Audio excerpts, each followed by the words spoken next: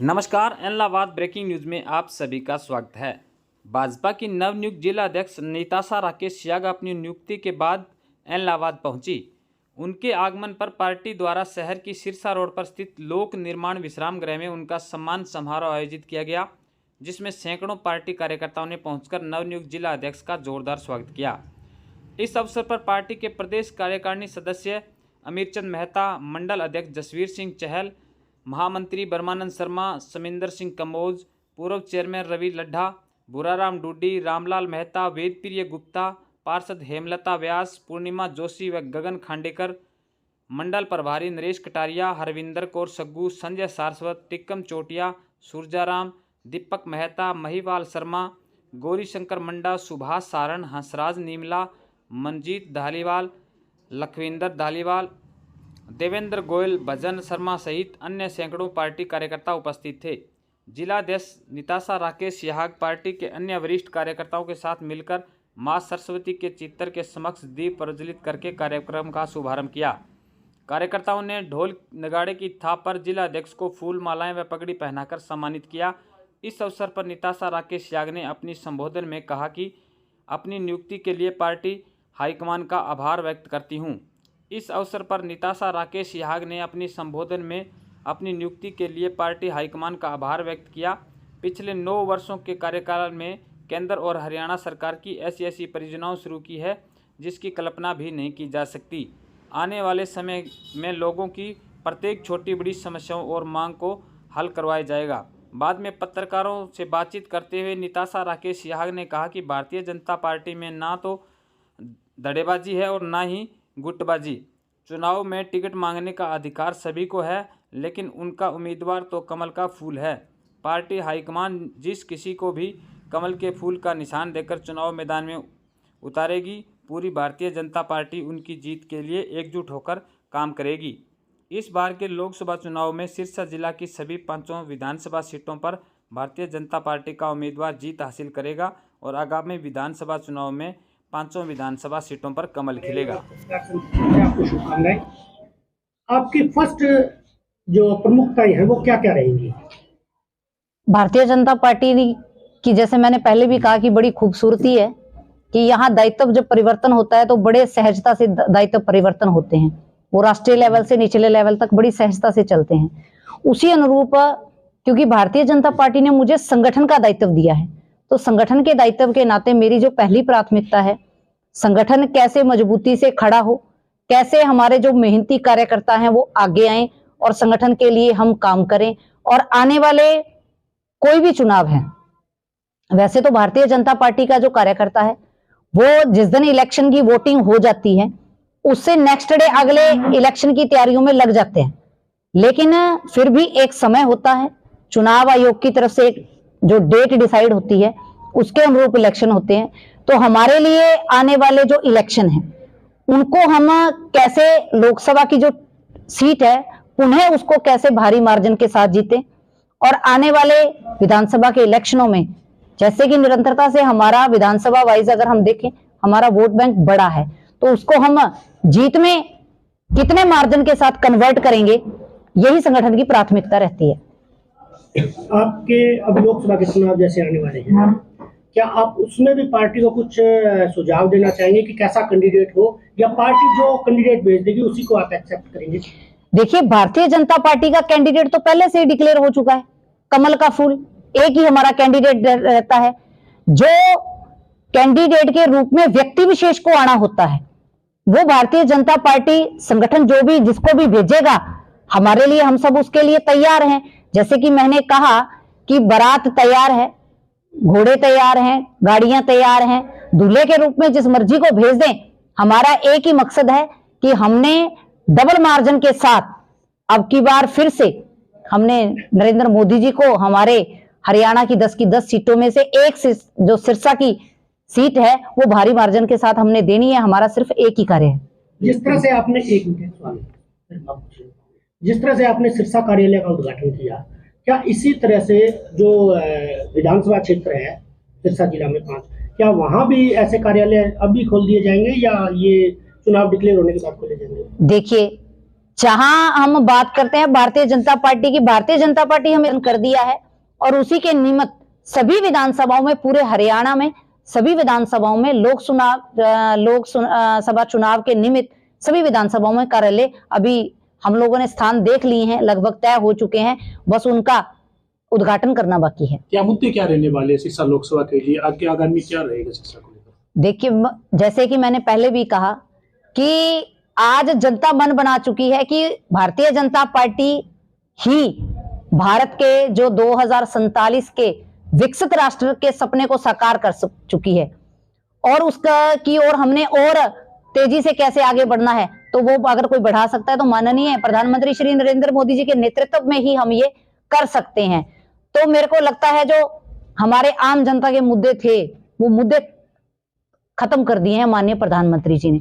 आज अगर हम बात करते हैं पारदर्शिता की, तो आज विपक्ष भी इस बात को एक्सेप्ट करता है कि हमारे ऊपर कोई दाग नहीं, आज तक एक भी दाग हमारे ऊपर नहीं लगा।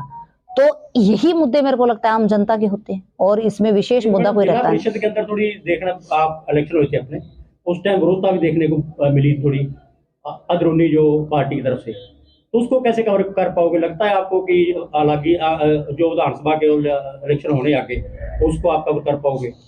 देखिए, भारतीय जनता पार्टी केवल एक ही गुट होता है, वो होता है बीजेपी। इसके अलावा कोई गुट नहीं होता भारतीय जनता पार्टी में। आपसी मन मुटाव हो सकते हैं लेकिन मतभेद कभी नहीं होते। आज जिस रूप में आपने इलाहाबाद को देखा, आपको कहीं भी ये नजर आया भी कोई मतभेद है? किसी का कोई मतभेद नहीं है, केवल और केवल एक ही मकसद है, आने वाले लोकसभा के लिए हम सब लग चुके हैं और एक मुट्ठी के रूप में लग चुके हैं और हम सब चुनाव की जीत की तैयारी कर रहे हैं। आपने जब चुनाव लड़ा था जिला परिषद का, उस समय यहाँ से स्थानीय बीजेपी के जो उम्मीदवार थे उन्होंने उनका अपना उम्मीदवार आपके सामने उतारा था। ये विषय ही खत्म हो चुके हैं क्योंकि विषय अब जिला अध्यक्ष के रूप में मुझे कार्य करना है। तो जिला अध्यक्ष के रूप में मेरा एक ही काम है, कैसे लोकसभा सीट बहुमत के साथ दोबारा फिर से हमने जीतनी है और 5 की 5 विधानसभा सीट जीतनी है। की जो मेजर डिमांड है तो लगभग एक तो यहाँ पे जो सरकारी कॉलेज की चल रही है काफी लंबे टाइम से, और एक स्टेडियम की इलाहाबाद में, वो काफी बार उसके लिए वादा तो करा गया लेकिन अभी तक पूरा नहीं हो पाया अभी तक। वो आपका क्या रहेगा उसमें? देखिए, मैंने जैसे कि पहले कहा कि आज तक जो काम कभी किसी ने सोचे नहीं थे वो माननीय प्रधानमंत्री जी के नेतृत्व में, माननीय मुख्यमंत्री जी के नेतृत्व में पूरे हुए हैं। जैसे कि मैंने अब मंच के माध्यम से कहा, जिस माइनर की मैंने, जिस शेरावाली डिस्ट्रीब्यूटरी की मैंने बात की, उसके बारे में कभी सपने में भी नहीं सोच सकता था कोई कि ये कभी दोबारा रिकंस्ट्रक्शन हो सकती है। चिलकनी सब माइनर एक्सटेंशन की बात, वो कभी कोई सपने में भी नहीं सोच सकता था। नौकरियां पारदर्शिता से एक साथ ऐसे होंगी कि हमें घर बैठे ये सूचना आ जाएगी कि हमारा बेटा एसडीएम लग गया, ये संभव नहीं था, ये हो नहीं सकता था। ये भारतीय जनता पार्टी की सरकार के अंदर हुआ। हमने कभी सपने में भी नहीं सोचा था कि सबका साथ सबका विकास के जो हमने एक नारा दिया उसको कोई कभी पूरा कर पाएगा, लेकिन भारतीय जनता पार्टी ने वो दिया और उसको पूरा किया। हमें थोड़ा समय लग सकता है लेकिन जो वादे किए गए हैं उनको निश्चित रूप से पूरा भारतीय जनता पार्टी की सरकार करेगी। आगे की कार्यकारिणी जिला की अभी आज ही आपने देखा होगा कि प्रदेश की एससी मोर्चे की और किसान मोर्चे की प्रदेश कार्यकारिणी की घोषणा हो चुकी है और हमारी घोषणा बिल्कुल तैयार है। और कभी भी जैसे मेरे को सूचना मिली थी एकदम से कि आपको जिला अध्यक्ष बना दिया गया, ऐसे ही कार्यकारिणी कभी भी घोषणा कर सकते हैं। एक और मुद्दा है, जो उपचुनाव हुए थे उस समय आपके बीजेपी के कैंडिडेट ने एक बड़ी सभा में कहा था कि 11 चुनाव के 11 दिन बाद इलाहाबाद का जो पंचमुखी चौक है वो खुला कर दिया जाएगा, लेकिन पंचमुखी चौक की स्थिति आज भी वही है। क्या उसको लेकर भी आप कुछ करेंगे? देखिए, जैसे कि मैंने कहा कि इलाहाबाद मेरा परिवार है, मेरा इलाहाबाद हमेशा लाडला रहेगा ही रहेगा, क्योंकि जिला अध्यक्ष एक मेरा दायित्व है, लेकिन अपनी एक पर्सनल जो अटैचमेंट होती है वो इलाहाबाद के साथ मेरी विशेष रूप से रहती ही है और हमेशा से रहेगी भी। तो उस अनुरूप इलाहाबाद की प्राथमिकता रहती ही रहेगी और आगे भी रहेगी, पर जिला अध्यक्ष के नाते संगठन की प्राथमिकता मेरी पहली रहेगी। मैडम, यहाँ से जो शासन रहा यानी स्मिता नहीं किया, क्या वो परेशानी नहीं आएगी लोकसभा के अंदर आपको? देखिए, मैंने जैसे कि आपको कहा कि जनता तैयार है, खुले मन से तैयार है, वो चाह रही है कि भारतीय जनता पार्टी के साथ ही हमें जाना है। कैंडिडेट तो कुछ देखिए, कैंडिडेट मैंने बताया कमल का फूल, और कमल के फूल का कहीं कोई विरोध है ही नहीं, उसमें व्यक्ति विशेष का तो मुद्दा खत्म ही हो जाता है। जब लड़ना ही कमल के फूल ने है तो मेरे को लगता है जब भारतीय जनता पार्टी का कमल का निशान है और जनता खुले मन से तैयार बैठी है कि जी आएगा तो मोदी, ये बात तो विपक्ष भी कहता है, तो जब मोदी आना है तो कमल। देखिए मेरे को ऐसा कुछ नहीं है जी, उनके आपस में अभी तक तो सीटों के अंदर ही लठ बज रहे हैं और हमने हमारे लोकसभा कार्यालय खोल दिए और अभी तक उनका ये डिसीजन ही नहीं हुआ भी कहाँ कौन रहेगा कहाँ कौन नहीं रहेगा। 3 तो उसमें खिंडी गए, तो मेरे को लगता है कहीं कोई बचा नहीं है, कोई विशेष ऐसा है ही नहीं कुछ करने को कहने को। पर्सनली क्या लगता है टिकट बचा पाएंगे?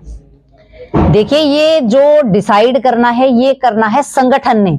मेरे लिए प्राथमिकता ये है कि हमारी सिरसा लोकसभा 5 लाख का मार्जिन कैसे क्रॉस करे, मेरा सिर्फ इसके लिए काम करना मेरा दायित्व है। आप ही विधानसभा की तैयारी कर रहे हो, विधानसभा चुनाव लड़ने की इच्छुक है?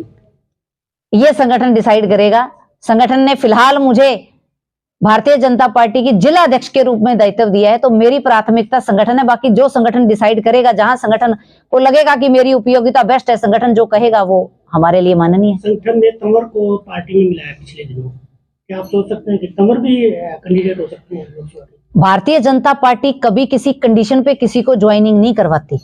भारतीय जनता पार्टी के अंदर आना, जब उन्होंने ये सोच लिया, विचार लिया कि 2047 तक जो हम विकसित राष्ट्र के सपने को साकार करने जा रहे हैं, उसमें वो भी अपना योगदान देना चाह रहे हैं, इसीलिए उन्होंने अपनी जो श्रद्धा है वो भारतीय जनता पार्टी के अंदर जताई है। कयास इस बात से लगाए जा रहे हैं कि जब दुग्गल जी ने ज्वाइन किया था तब उनको सीएम साहब ने भांजी कहा था, और अब जब तंवर ने ज्वाइन किया तो उनको भांजा कहा है, तो कहीं ये भांजा और देखिए ये व्यक्ति विशेष कुछ नहीं है। भारतीय जनता पार्टी का कैंडिडेट डिक्लेयर है कमल का फूल। व्यक्ति विशेष जो कोई भी आ जाए, जनता आज नरेंद्र मोदी जी के साथ है। अभी तक सिरसा में अभी तक खाता नहीं खोला बीजेपी ने 500 विधानसभाओं में, तो क्या लगता है इस पर? देखिए आप और आपके जो पार्टी के जो वरिष्ठ नेता थे उन्होंने विरोध किया था जिला अध्यक्ष जी का। भारतीय जनता पार्टी का कार्यकर्ता कभी किसी अपने नेता का विरोध नहीं करता। एक सवाल और मैडम, मीनू बेनीवाल जी पूरी तरह सक्रिय है और गांव-गांव में आंखों के ऑपरेशन और समाज सेवी कार्य कर रही है, वो भी कहीं ना कहीं इच्छुक है बीजेपी की टिकट पे चुनाव लड़ने के लिए, आप क्या कहेंगे? ये इच्छा तो आप उन्हीं से पूछे तो ज्यादा बेहतर है। मैं तो ये कहूंगी कि भारतीय जनता पार्टी ने जिसके हाथ में कमल का फूल दे दिया, वो चाहे किसी के हाथ में भी दे दे, हमारा घोड़े के रूप में काम करना काम है। हमने उनको, लक्ष्य हमारा तय है विधानसभा और लोकसभा, हमने उनको वहां पहुंचाना है, सवार जो मर्जी आ जाए।